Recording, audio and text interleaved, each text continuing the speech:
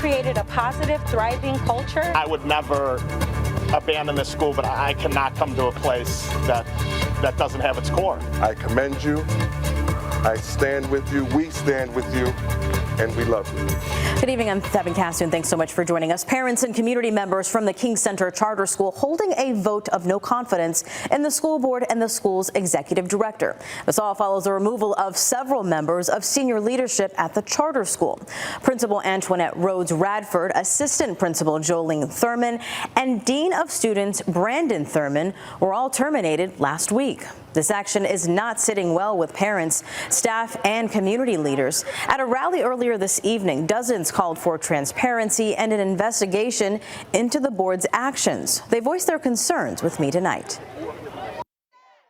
Every one of them had a great impact on each one of my children. You know, they are just fantastic overall and just great. Members of King Center Charter School say that they are heartbroken after 3 of its school leaders were reportedly terminated. Mr. and Miss Thurman, Miss Rhodes, Miss Schaefer, I commend you, I stand with you, we stand with you, and we love you. The 4th member, Director of Curriculum and Instruction, Jessica Schaefer, resigned in protest. This all happened last month, just after the 8th grade students' graduation ceremony. This is what they remember, that the people who have been there for them held them down, maybe gave them a little discipline, but definitely gave them a lot of love.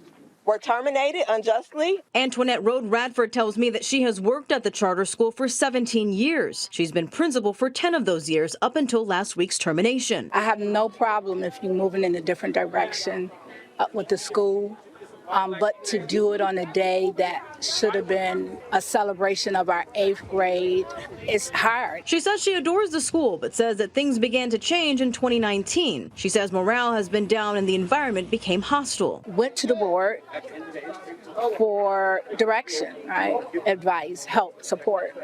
And I believe because of the concerns we had been addressing for the last 5 years, is retaliation. Parents like Shayna Radford hopes leadership will be able to mend the situation. I'm hoping that they will be reinstated, effective immediately.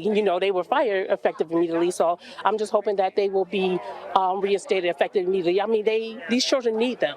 They are the leadership. But former Principal Radford says that if that is the case, more will have to be done to build back trust. You broke the trust. And I am trying to understand how board had that much power to use it in the way that they did to break the trust of a school. You didn't hurt me, you hurt the school community.